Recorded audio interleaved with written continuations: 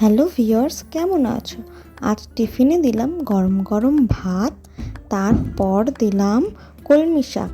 এতে রসুন আর শুকনো লঙ্কা ফোড়ন দেওয়া আছে, এটা খুবই ভালো লাগে খেতে। তারপরে কন্টেনারে দিলাম টক ডাল। এখন সবার বাড়িতেই আমের ডাল হয়, কিন্তু আজ আমি একটু টমেটো আর তেঁতুলের টক ডাল করলাম। তারপরে কন্টেনারে দিলাম মাছের ঝোল। এই মাছের ঝোলটা আমি আমার শাশুড়ি মার থেকে শিখেছি।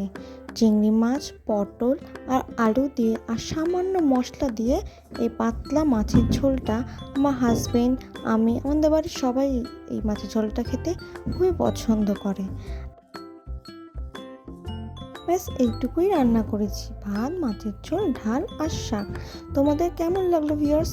আমাকে কমেন্টস করে জানিও, আর আমার চ্যানেলটা সাবস্ক্রাইব করে দিও। ওকে।